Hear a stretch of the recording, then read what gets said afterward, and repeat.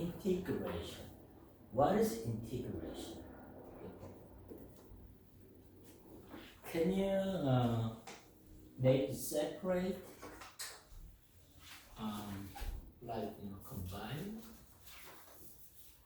something. Okay, fusion. And integration.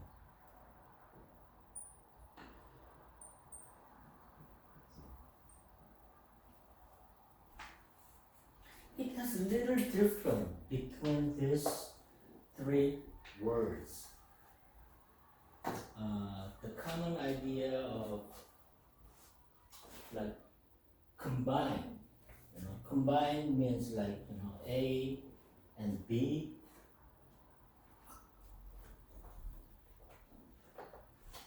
Combine is something like this, A, B. This is combined. And then what is like fusion?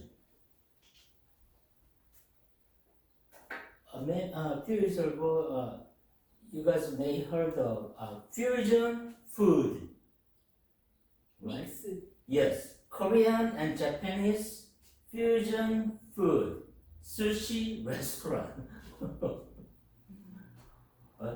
So, what does it mean?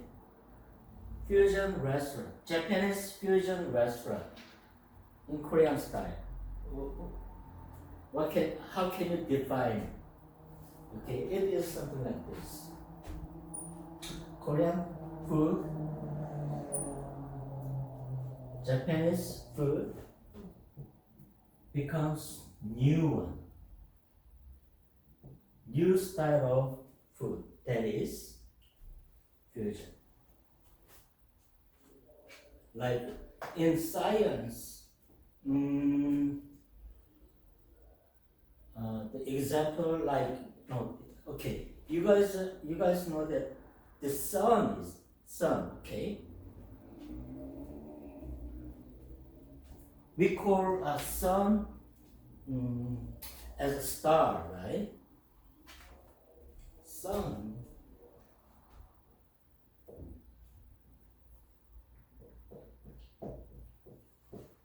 Okay, sun is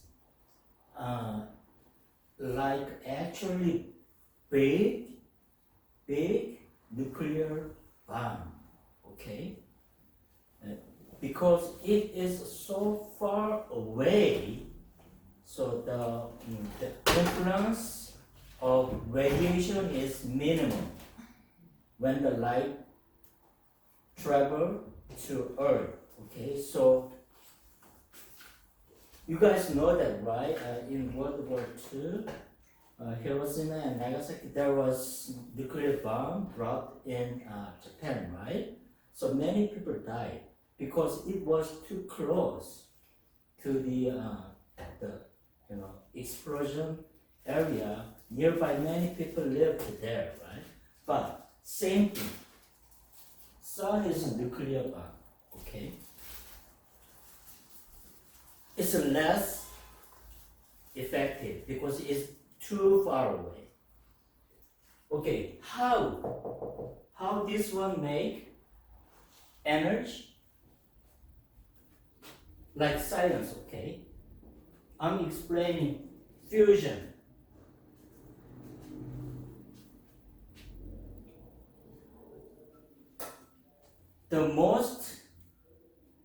The element in sun has is hydrogen, okay?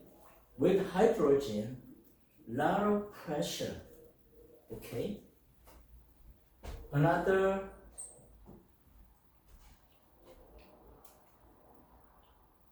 the element, hydrogen, and another hydrogen in confined area, like confined means there's no escape, okay? With a lot of pressure, so high temperature, they bounce each other, okay? then if the temperature and pressure is, become too high, in certain point, they bouncing each other. But when the pressure was too high and the temperature is extremely high, two hydrogen becomes totally different new element. It is helium. Two hydrogen atom bouncing each other, and then with high temperature, high pressure, it stick together and becomes new atom, new element, that is helium. Okay, so that is fusion. So when fusion happens, it produces a lot of energy too. Okay, so fusion is like this: Korean food, Japanese food, combined, mixed together, it made totally different style of food. That's not Korean food. That's not Japanese food. Okay, so that is fusion. So when we're talking about fusion food, but now I like to talk about the integration. Integration. Why we don't use psychological, spiritual, like fusion or combine? Why we don't use those two words instead of using integration? So integration has just a little different meaning. Okay, in children's education, not only apply to children's education, it applies to many things. Integration, it applies, that meaning is mathematics, science, social science, and everything. It has a little different meaning, but basically integration, when we're talking about children education, simply combining spiritual and psychological combination, combining whatever you call it, to say easy. But the true meaning is integration.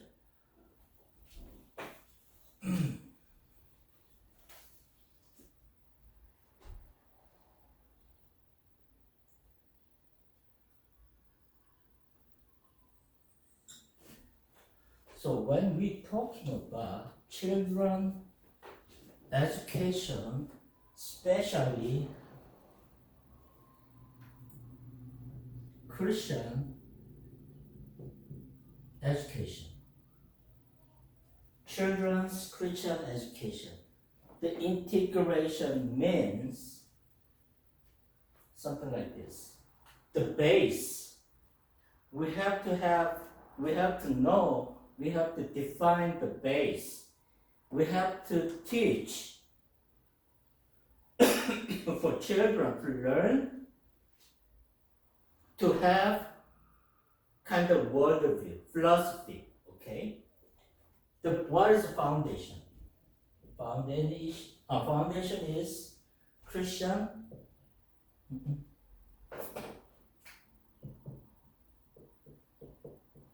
Christian worldview.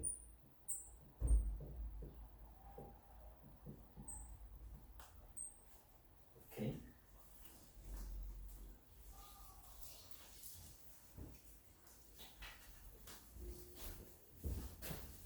Christian worldview is foundation. Okay. Then how we can apply education, psychological and spiritual integration, how we can make. Okay, today I'm going to give you all handouts it to you. It was old handout, but I didn't bring it before.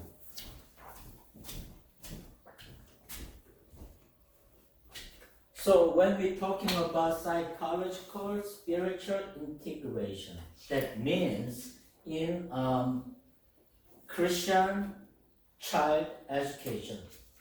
First, it means we have to have Christian worldview. Christian worldview. In here, this is the base, foundation. Okay? Then, how we can integrate psychological, spiritual to education.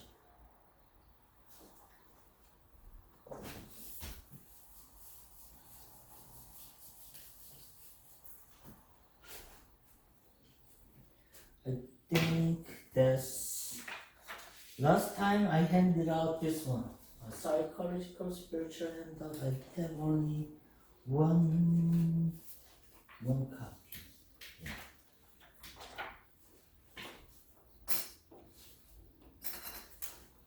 I have only one copy.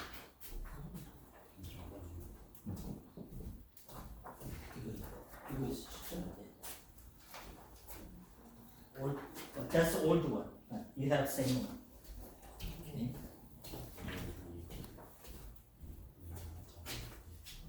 Okay, later I'm gonna hand out to you. Okay.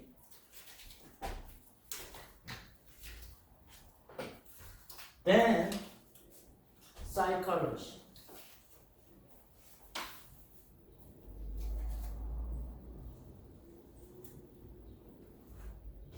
And spirit.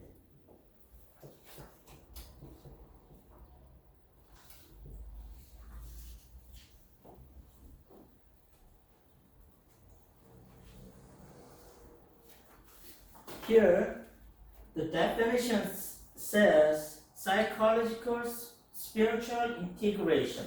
That means we have to have worldview of Christianity. That is foundation. Then, on top of the foundation, we have to combine two things together. Okay? So, up to this point, we were talking about psychology. What is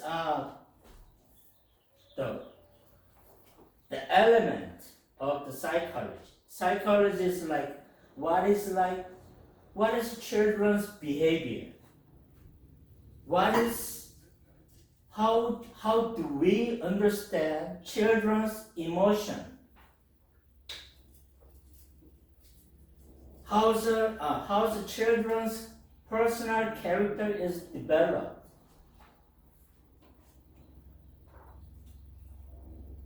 What's in their mind? That is all topics of psychology, right? So those learnings, basically in the beginning of this quarter, we studied Sigmund Freud. You remember, right? Yeah, that's the most common or widely recognized psychological topics. So that,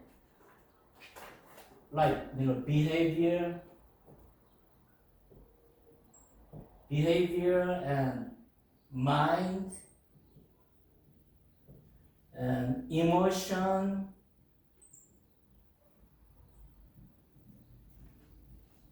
and what is also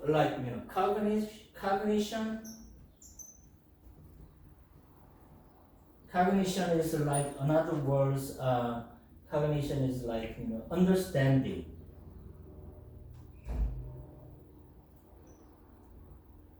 Understanding reality, something like that. Okay. Then those things is combined with spirit. Here, in terms of spirit, we are talking about what Bible says about human. Human nature is like what? We are made from image of God, right? That is human nature in Bible. And then also in terms of spirit, what is spirit? The topics of spirit. It is about our belief, our faith, right? And then well organized idea is what? About the Christianity. Well organized idea about Christianity is what? That is theology, right?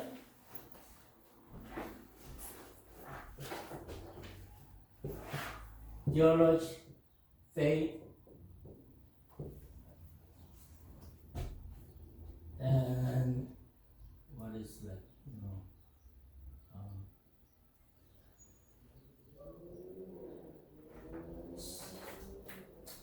Faith, the belief, same. Belief, yeah, human nature in Bible. All this understanding is included in spirit. Okay? And then psychology what? These are psychology.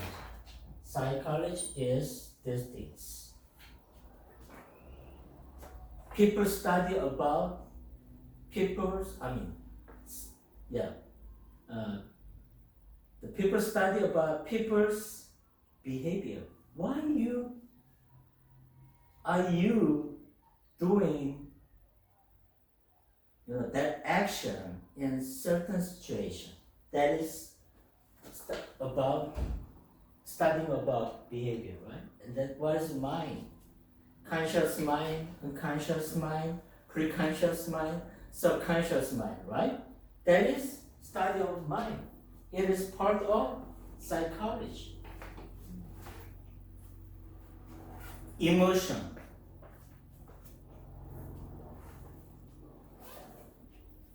How you can express your emotion to others.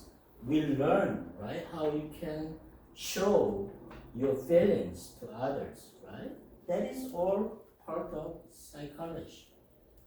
And cognition too. Cognition is how people can perceive the real world, how they can understand things with their eyes, ears, noses, something like that, right? So all these elements combined together, combined together on top of Christian worldview. Okay? Okay, let's say you cannot say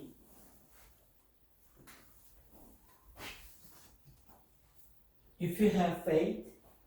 Okay, everybody has faith, right? If you have faith, you can do anything. Is it true or not? If Christian teacher, they teach children, then they give some kind of encouragement to children. Okay, once they fail in math test or whatever, then they give encouragement. Hey boy, you have faith, you prayer, you're gonna get 100% right. That's true. But if you don't know these things, psychology, okay, that is nothing. You cannot make them change. only prayer doesn't work without knowing others. So, if you are a Christian teacher, you have to know well about Bible, okay? At the same time, you have to know other parts like psychology, sociology, science. Then those are all combined together, okay? On the top of what? Christian worldview. So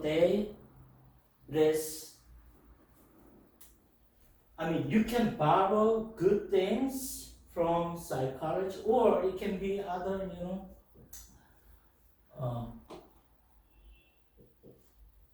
sociology, whatever, science.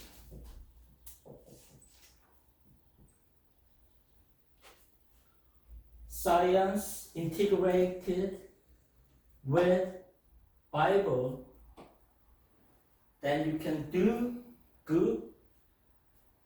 You can have good science teacher in Christian school without knowing science.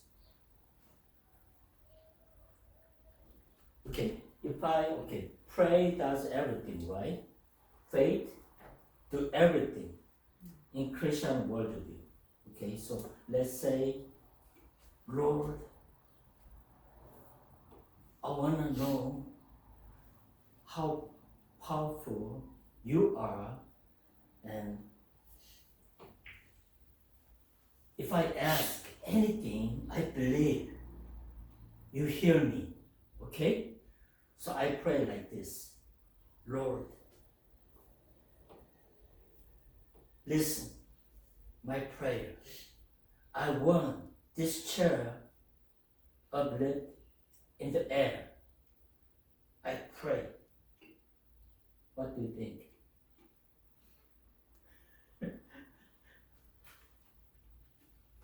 That's nonsense, right? It doesn't make sense. Because if you know the basic science, you cannot lift this chair in the air without physical force, right? So also that means psychological, spirit, psychology, Bible integrate. That means you have to study well about psychology. You study children's behavior. You study children's mind. We talked about Sigmund Freud, right? Those things we have to study very hard and combine with what? Bible theology, your faith, your, human nature, what a Bible says about human nature, you learn it. Then combine together on the base, foundation of Christian worldview. Then you can do well, teach to your children. That is psychological, spiritual integration. Okay. Handout, I'm gonna read. Okay.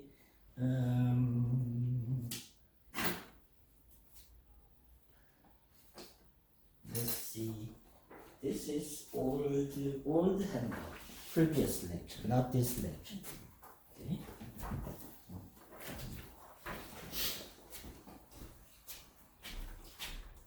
Then, okay, I'm gonna give you this one too.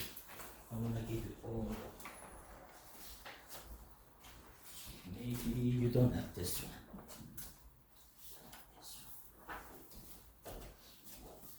You have this? This? You have this, I know. Have this?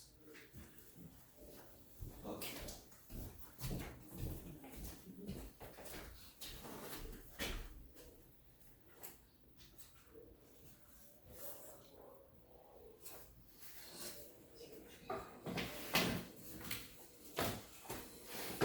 So that's definition, okay? Psychological, spiritual integration. That is about systematic, okay? Harmonious. Harmony means the two parts, they help each other in positive way, right? That is integration of psychological knowledge, right? Psychological knowledge about human behavior, human emotion, human mind, human cognition, and then personality too, and character, personal character, people, children's. That is combined what? With theological idea, Bible idea. Your faith, children's faith, your faith, belief. Systemic idea of Bible is what? Theology, right? And then human nature. What Bible says about human nature. So that is integration. So it is about human being. As you are teacher, you see children as a whole person, okay?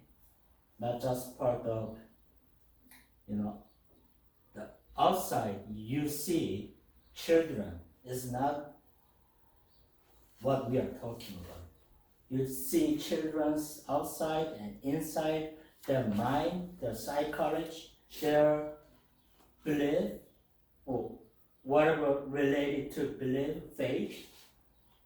So you see children as a whole person. That is also outcome of integration. So this is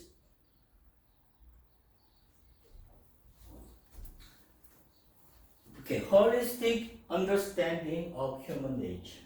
Okay? Human nature is what? Psychological, spiritual integration begins the recognition, and human beings are multidimensional.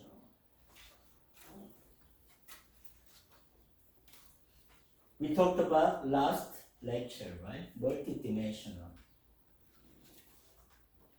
Some people have many different, in Israel, many aspects, many characters. Totally, when they are in certain situation, they act like totally different person. So here, when we're talking about multi-dimension, we are all interrelated with those different dimensional areas. Okay, when you say multi-dimension, it is physical dimension. Okay. Okay, in other words, physical aspect. We have body, we have brain, we have arm and legs, body. And psychological dimension, maybe psychological aspect. What is it? Psychological. Talking about behavior, emotion, mind, something like that, right? And then what is it? Next. We talked about last time. Social dimension. What is social dimension?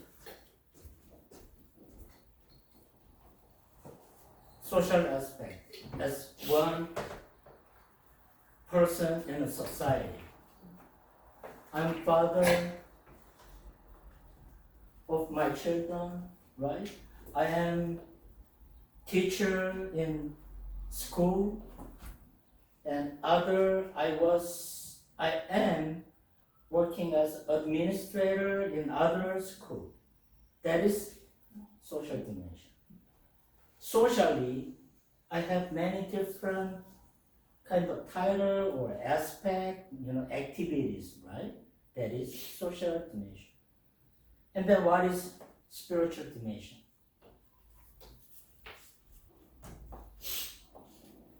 Faith. You go to church, you read the Bible, you have faith, and then also you have a Christian moral value, right? Ethics. And then when we're talking about spirit, also you like to find out the meaning of your life, right? And what is the purpose of your life? Am I going in the right direction to have my goal or vision complete? So those kind of questions is all applied to where? Spiritual dimension. So we people, human, we have many different dimensions, many aspects, like physical aspect, spiritual aspect, we have psychological aspect, or also we have social, aspect.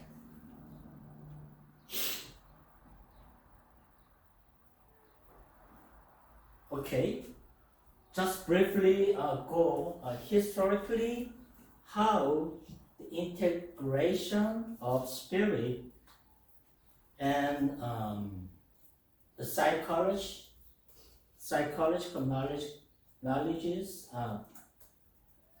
integrated in history. We see, okay, psychology and religion have many complex religion. So early conflict. So some early psychological thinkers, they rejected religion. Yes.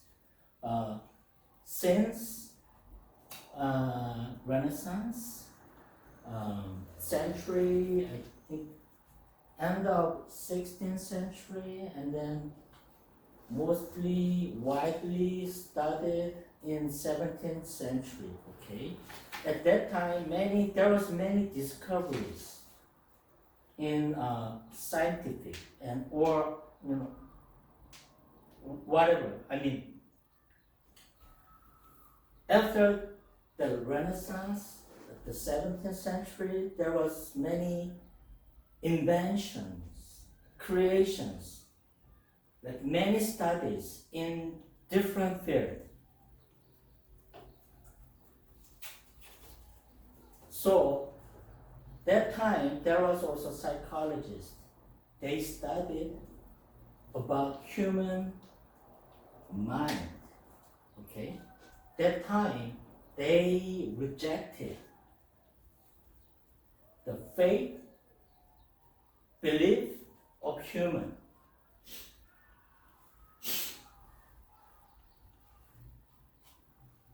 So, like Sigmund Freud, he viewed the religion as only psychological illusion. Like in Korean word, like 종교적 환상, 허상, something like that. Yeah. So totally, early psychologists, they didn't study religion.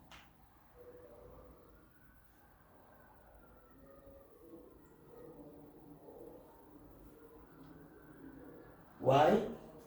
Because it was not scientific. That's why they rejected. Then, later time, scholars, they start to recognize there's something working in human spirit. So they try to understand there's something important going on in human spirit. So they try to start accepting the idea of religion. Okay, not about, the scholars, they try to believe in Christian, Buddhism, Muslim, Islam.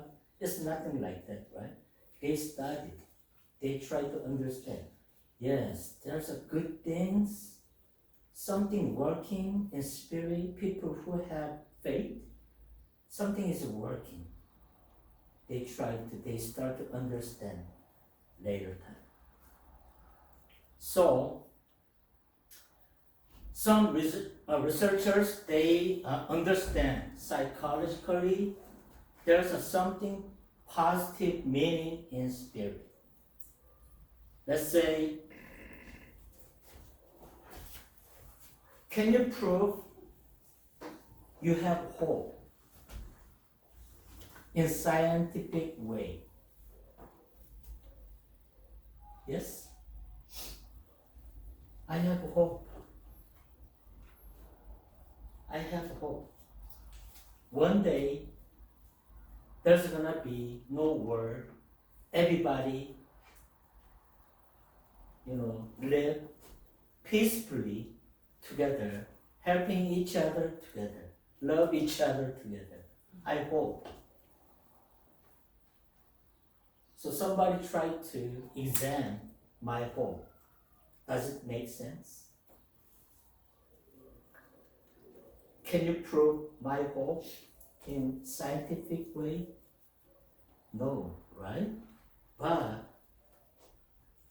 the scholars, they try to understand. It's not explained in scientific way, but something working in people's mind and spirit. So meaning we have meaning. Everybody has their own meaning about their life, right? You cannot examine your life, meaning of your life, right? And then hope, gratitude.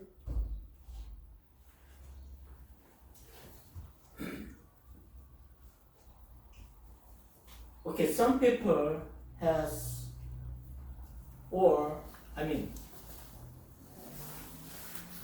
people have different degree of appreciation to something, right? Me, I have appreciation to almost everything. Even though when I don't have money, thank God I don't have money. If I have money, maybe you made me do something stupid things. So I don't get, stumble on some trap or whatever. So that is great, appreciation, gratitude to anything, right? And forgiveness too. Yeah. People have different degree of forgiveness to outside of their world, right? I cannot forgive him because he hurt me. But some other people say, yes, I understand how, his mind was, so badly hurt also his mind. That's why he hurt me too. But I understand, so I want to forgive. This is certain degree of forgiveness. But other people says, no, I don't want to give him forgiveness because of what he has done to me. He hurt me. So people have different degrees of forgiveness. Those things, something working in our mind, spirit, we cannot examine, right? We cannot study. We cannot scientifically prove. So some scholars, psychologists, they try to understand something is working in spirit. So they try to combine good things from both sides, like good things about psychology, good things about spirit. Here,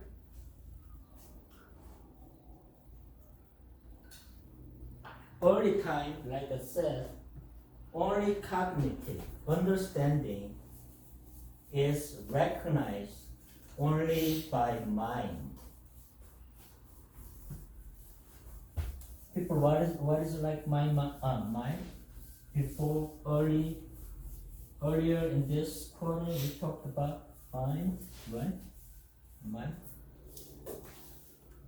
unconscious mind, conscious mind, subconscious mind, pre-conscious mind, right? Something like that. We talked about it.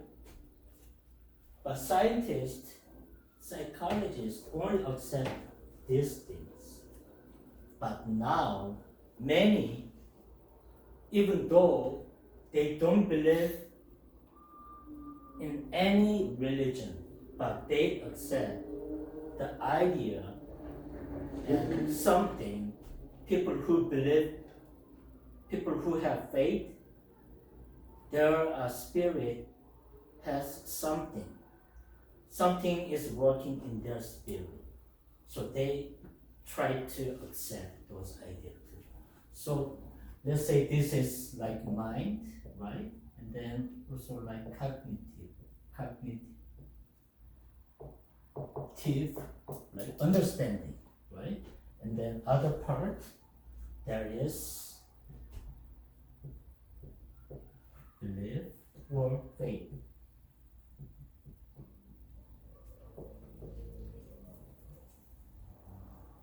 Or both, psychologists, they study. So cognitive integration means they borrow ideas of psychological understanding of human mind and then with spiritual belief.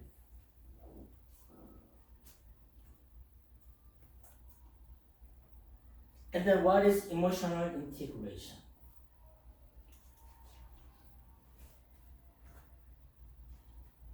Also, psychologists early time, they only accepted emotion and feeling.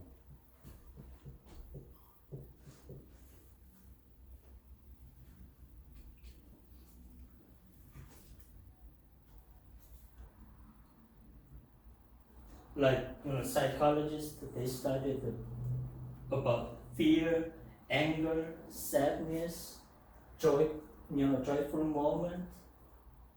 There is like many experiments, like is it encephalogram? People put something in their head, try to catch some kind of frequency, right? When they think something good or when they think something bad, right? Something like that. Or you guys know that the MRI, there's some part of fMRI.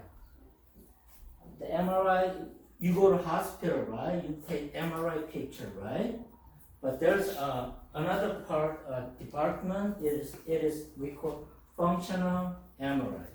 Functional MRI is studying about human brain. Yeah. When people imagine good things, right?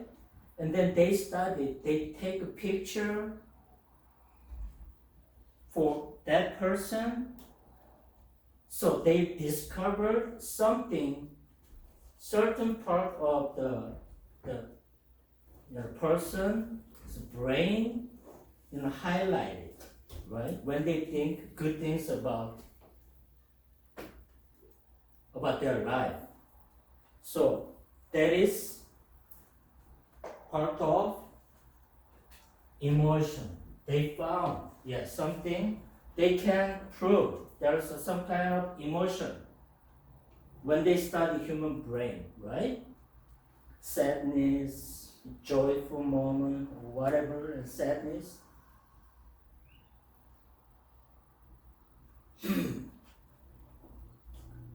But when we integrated Bible to these things, we can say spiritual tradition.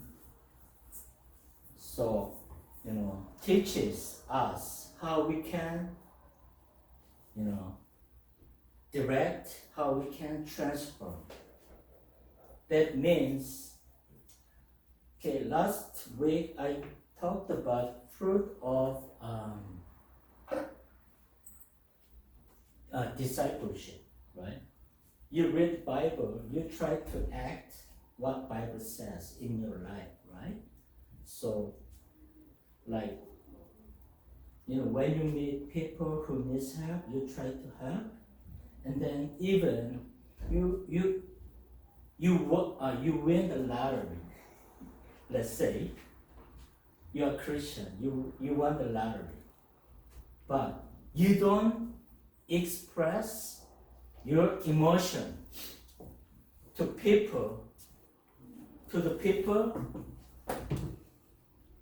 who struggle, who try to survive everyday life because there are economic hardship, right?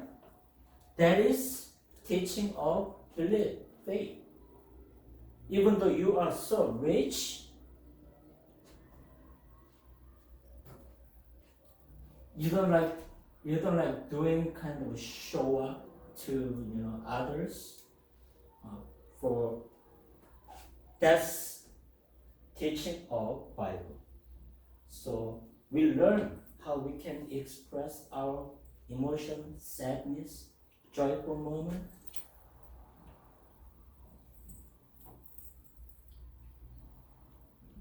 And then also moral character integration. We have virtues, ethical responsibility, we have compassion. We guided by Bible, how we,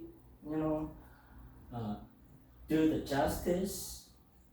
These are all teaching of Bible. Okay.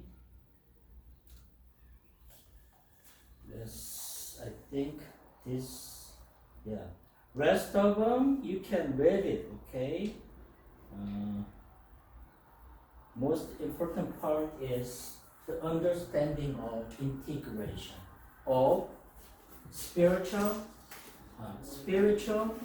belief in the Bible and psychological knowledge, both integrated based on what? Christian worldview, that is integration.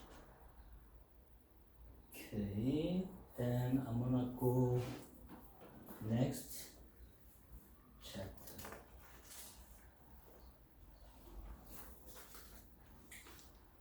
Okay, see. We are now going to chapter 4.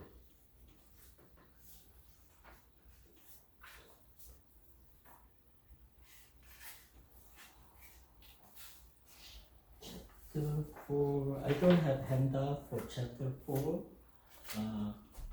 In the book, you can find out this page. It is page 61. Okay. So up to this point, we were talking about the ideas, philosophy of what? Children's education based on Christian worldview, right? We studied children's mind. We studied psychology of children. And then also we studied how we can provide to children the forming of Christian worldview. Okay? Those are combined in spiritually, psychologically. We have to understand both well, then integrate in Christian youth education. So we all talk about studied ideas, philosophies of basic foundational idea of Christian education. Now, here with ideas of Christian youth education, so how we can apply that idea to real classroom. That's what we're going to study now. Okay, first it is making classroom study design. It's like curriculum design.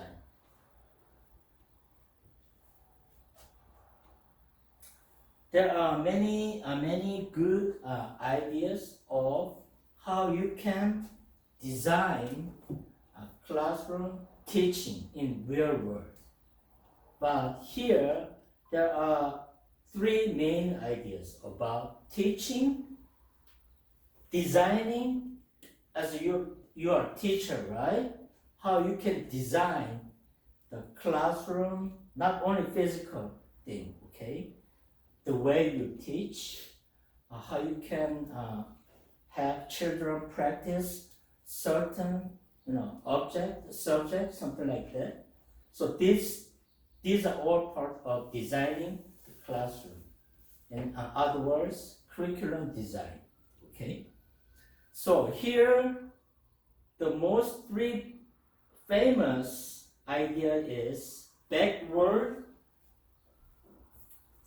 It is good for you to remember, memorize these three ideas. It's not hard to understand. It is very easy concept. First,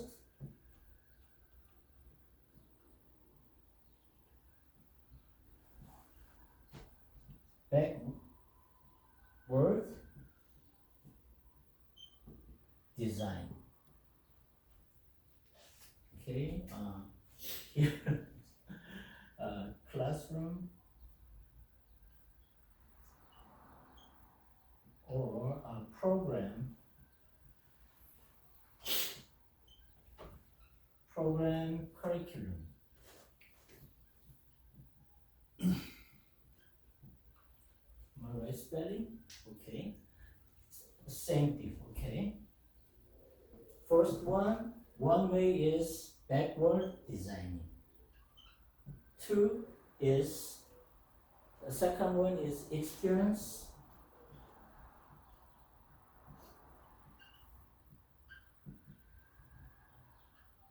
Experience design. Whatever. 3, it is transformational.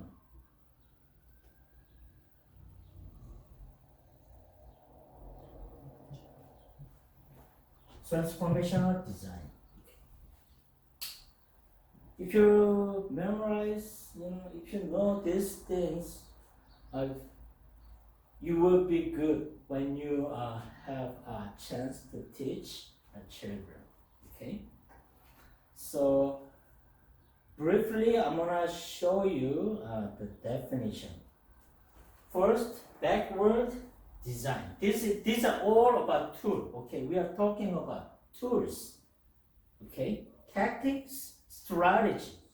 Okay, not like foundational idea. Okay, so backward design is curriculum, planning framework that begins with outcome. What is outcome?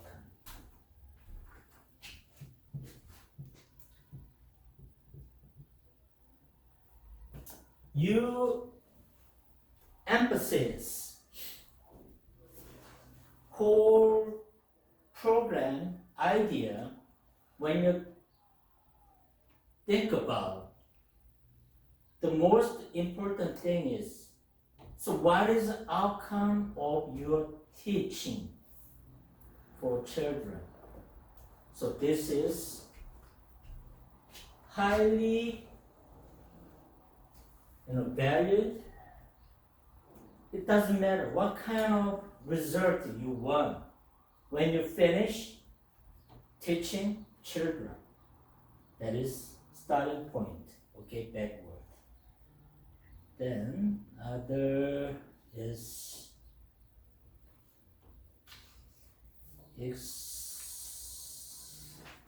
experience.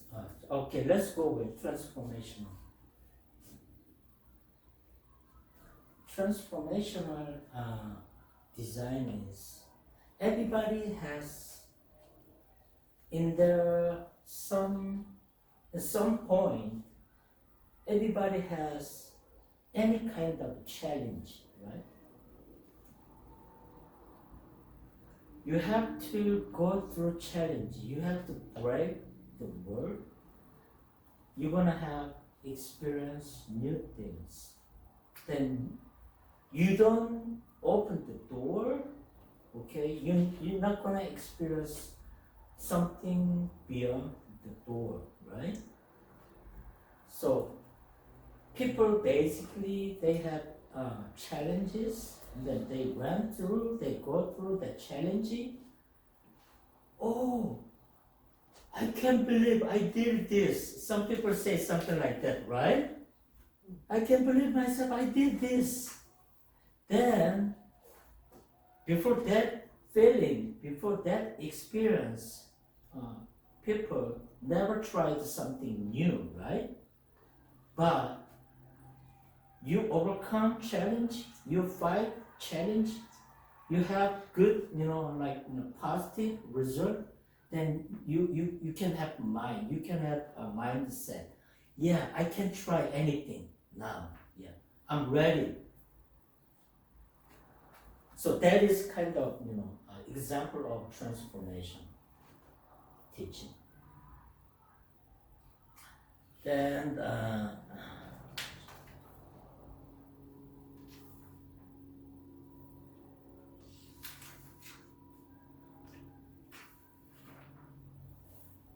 okay, just is here experience design is everybody have any kind of experience, right?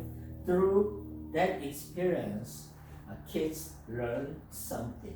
So they have to do practically touch something, then they learn something, right? So that's simple idea of experience idea. So I'm gonna let's watch 3 videos of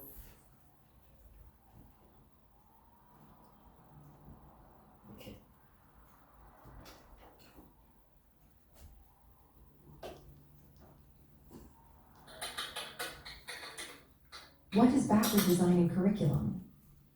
Have you ever wondered how teachers can create lessons that truly resonate with students? One effective method is called backward design. This approach flips the traditional lesson planning on its head. Instead of starting with what to teach, educators begin with what students should ultimately learn.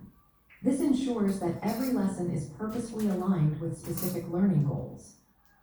So, how does backward design work?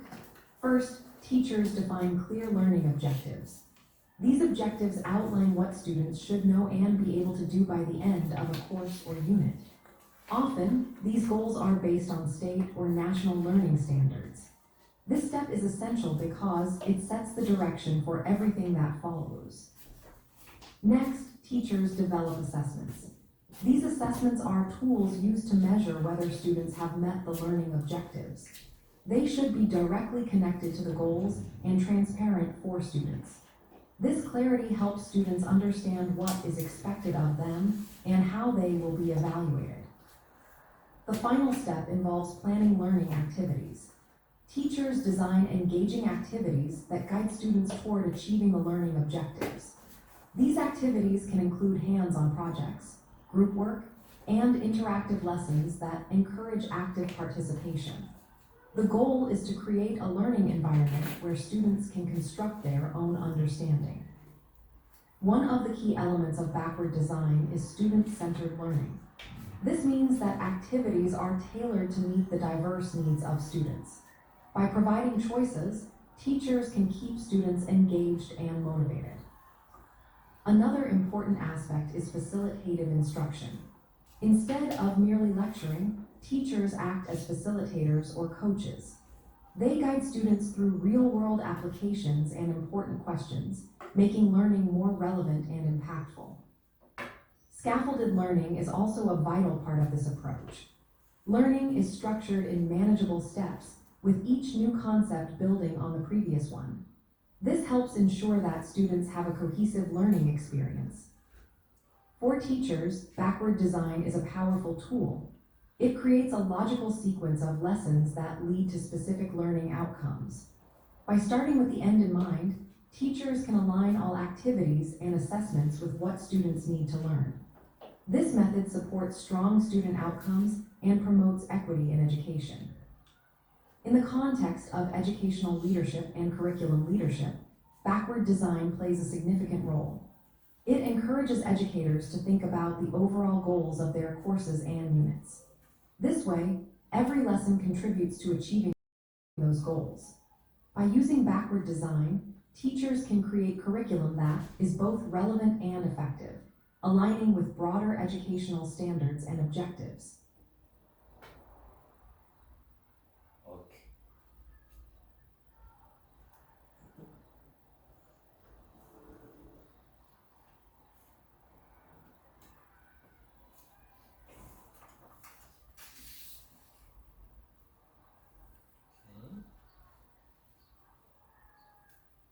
Just simply let's go over to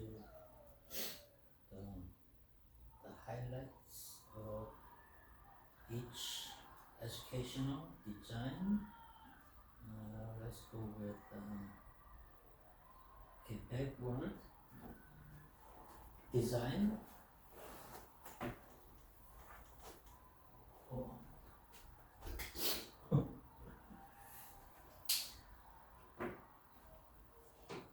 Backward design model. So here definition, backward design model is curriculum planning.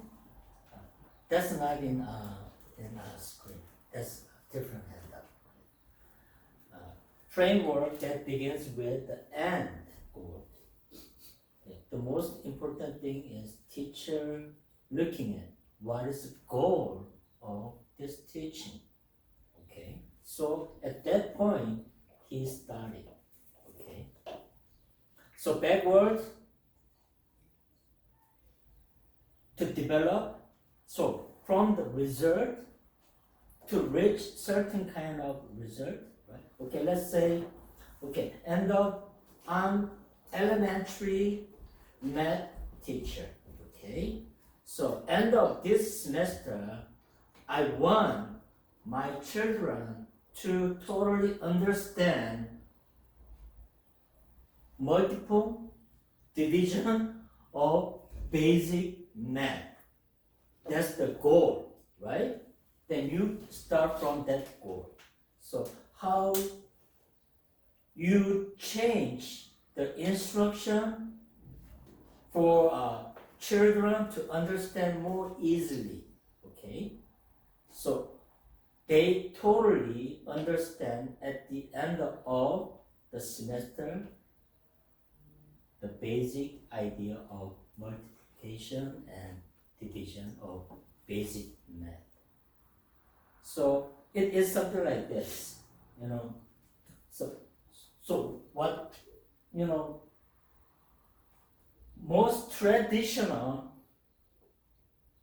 teaching method was what can I teach this week? Without knowing the goal of teaching. So what should teach, understand, value, and able to do by, at the end of the lecture. And so this model was developed. Okay, let's skip this one. So here, core idea of backward design, that is, starts with desire, result, the goal, right? So it should have acceptable evidence, and that there should be plan to reach, to have certain goal and results. So here there are 3 steps of backward design. Step 1, identify what you want. What is the goal of this lecture? What is the goal of whole semester when you teach certain kind of subject, right? So you start from the outcome. To design the classes, you change, you try to do different style of instruction to the children. That is starting point. To do this, so what can we say? The evidence. At the end of the study, at the end of the semester, children, they can do calculation of division and multiplication. They talked about, they do discusses. So actually, okay, this is the result. Evidence means, okay, let's see. Let's say, elementary grade 3rd, okay? I'm teaching math, but I still didn't teach this semester. In the beginning, I wanted to teach children multiplication, division, okay? Elementary grade 3. But how can you bring the evidence? How can you bring the, hey guys, at the end of this semester, believe me, you guys know how to multiplication, how to do it, and how to, division of the numbers. How can you bring the evidence? You show higher grade of, 형 or 누나, like grade 5th, grade 6, okay. Hey guys, look. Grade 6er, grade 5th, they did it. They went through this. They know how to do it. That's the actual evidence. So believe me, you can do it at the end of this semester. That's kind of the way you can show the example of the evidence. Okay, and then stage 3. Now you have to plan the learning experience and instructions,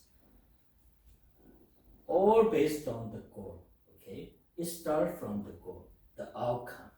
So you can design the lesson, you can apply some certain activity in a math class, right? And you can do discussion with the children, students, and then also you can show the media, right? Like videos and pictures, and then you do assignment. Yes. Here, if you are Christian educational teacher, so how you can integrate that idea, backward design educational idea to actual Christian youth education. So, what is ultimate end? What is end? The goal, right? What is end? What is goal? What is the result? It's gonna be, yeah, we have to have Christ-like, personality. Yeah, we're gonna have good wisdom that direct me, my activity and behavior, my planning in my life, and the discernment. You do, okay,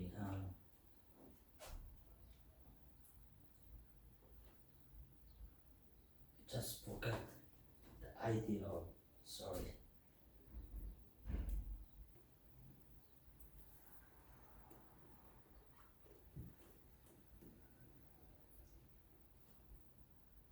Grooming, discernment.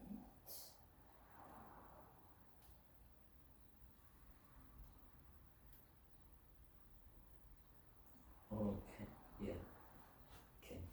In Korean words, it is 분별력. In Korean words, you don't fall in some kind of trap. Okay, let's say discernment. Okay, you have these things good in your mind. Let's say your friend says, "Hey, let's ditch class today. I don't want to go to school." If you have discernment, no, there's no way. You can say to your friend, that's discernment. Or like when you see something, on the floor in classroom, you found like $1 bill, right? Okay, that's not mine. So I don't want to pick that up, right? So I'm gonna tell teacher or school manager or principal, whatever, right?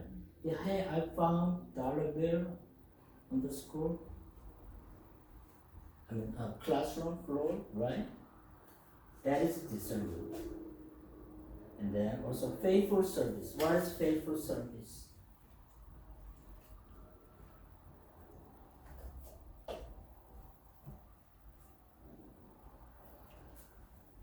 Service is always involved with the love, practicing the love for other people. Faithful practice service means we are all loved because God loved us so much. He sent Jesus to the world. He sacrificed His life, and result, we are all saved. Then also we believe what He has done to us. We go to heaven, we live with Jesus forever, right? That's the idea of Christianity, right? So, faithful service means Jesus loved us so much. So I want to do same thing to others. That is faithful service.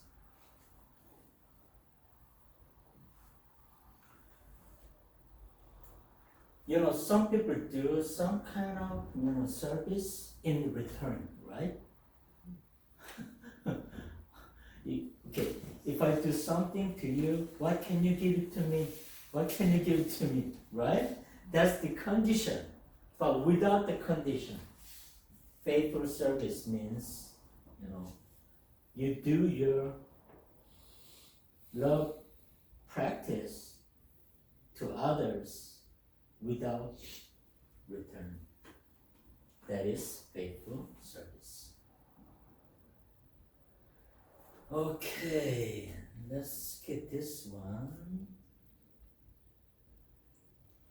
Okay, advantage of backward design model. If you do apply this model in classroom, you can have clarity of the purpose, right?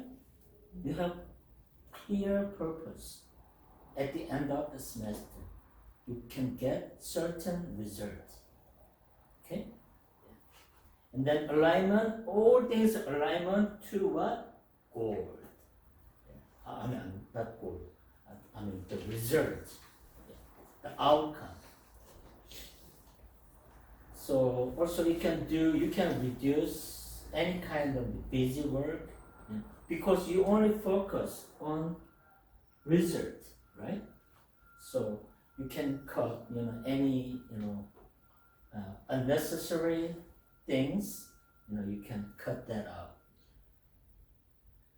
Okay, that is about, okay, you can read it, okay, it's same idea repeat. And let's go to transformational teaching design. Let's see, we are almost done.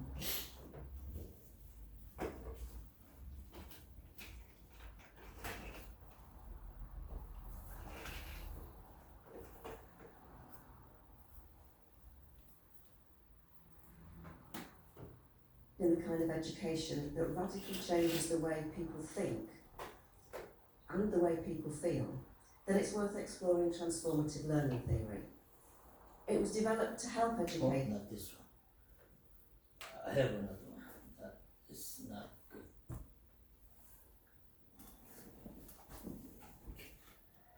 This one, this. What if the way you view the world could radically shift in a single moment of insight? Transformational learning theory reveals that true education isn't just collecting facts. It's about profound change in how we see ourselves, others, and our place in the world. Picture a student realizing for the first time their perception of success was shaped by outdated beliefs. Instead of simply learning new information, they question their assumptions, reflect on their experiences, and embrace a new, empowered identity. Then, Simple. You achieve something new, right? That means you already transforming to better person, person who have more capability to do any kind of things in next level. That is transformation. Also, not only talking about the ability or it's also talking about our spirit and the mind, right? Yeah. So you overcome your fight with just a little challenge. You win it, then your mindset becomes more stronger to more hard challenges, right? So that is transformation. of transformational learning, a journey that starts with honest self-examination and leads to personal revolution. Developed by Jack Mesereau, transformational learning theory tells us that breakthroughs often begin with discomfort, those moments when what we've always believed no longer fits the facts in front of us. Rather than shy away from these challenges, it empowers us to confront and reframe them. Through critical reflection and open dialogue, we unlock new ways of thinking, break free from self-imposed limits, and become the authors of our own growth. Imagine what's possible when classrooms, workplaces, or even everyday conversations become spaces for this kind of transformation. Lives are changed not because learners were told what to think, but because they discovered how to think differently. Every challenge becomes a doorway, every conversation a catalyst. With transformational learning, growth is no longer passive. It's a bold, active step into a future defined by self-awareness, empathy, and limitless potential. So, the next time you're faced with a moment of discomfort or uncertainty, ask yourself, is this an obstacle or an invitation to transform? The answer might just... Yeah. Any challenge? Think if there is obstacle? No. That's another opportunity to be better person or whatever person you like to be, Yeah.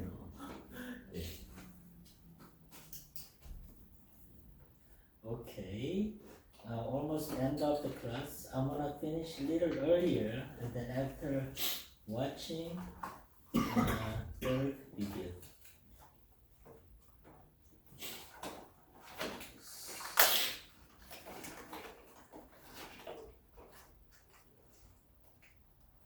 Okay, simple, okay? Backward design, okay? Start from outcome. You design your class program from the result that you are expecting to have, right? That's backward design. Another one is what? Transformational theory. Okay. Have your children, your kids, going through any kind of challenge, then they become new person. Yeah.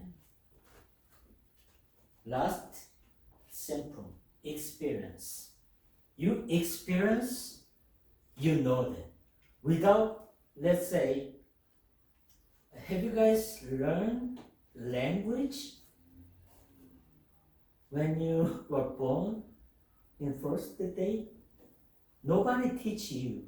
Hey, this is A, this is B, this is C, right? You don't say mother. You don't teach mother to your kid, right? So no, that's not, sound mother.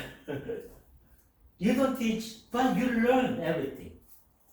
Because you experience. Your eye, your ear, your nose, your touch. That is all experience. Then you learn something. That's the idea of learning. Arguably, the most natural and powerful form of learning is through experience, or more precisely, through reflection on doing.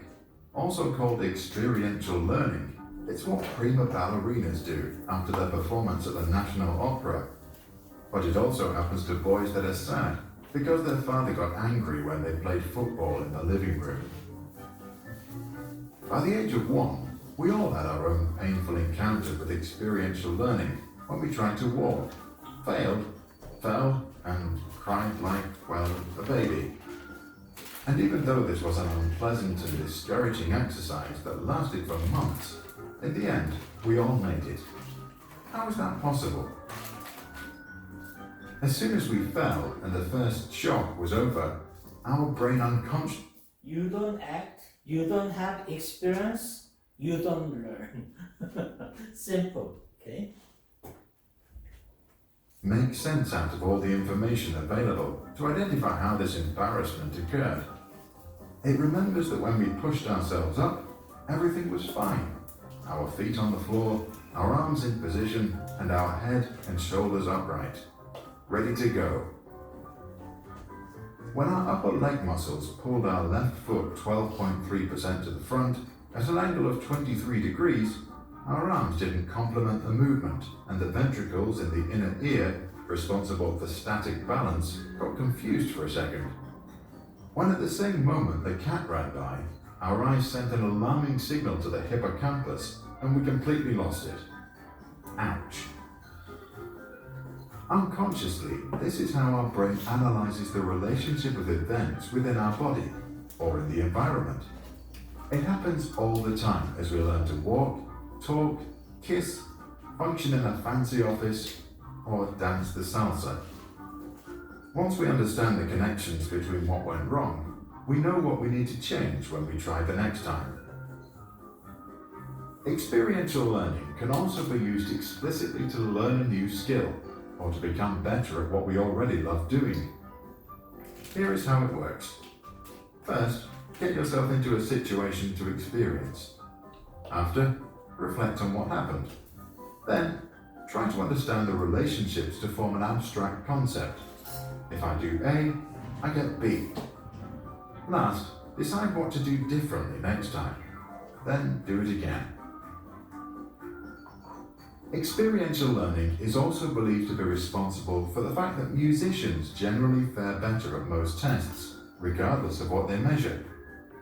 People that practice an instrument not only engage their brain in motor, visual, and auditory areas, but they also learn by reflecting on what they're doing with a fast feedback loop. A wrong tone on the violin sounds too terrible to remain unnoticed. While playing, they therefore not only learn to make music, but also that progress in general comes through practice, reflection, understanding, and repetition. You can use it with your friends or colleagues when working on a project. Silicon Valley startups do it when they tell their developers to get out of the building. After the interaction with real potential customers, the team gets together, analyzes the feedback, and decides what to do next. Tell us, what do you think? Is learning through reflecting on doing only good when acquiring new hands-on skills?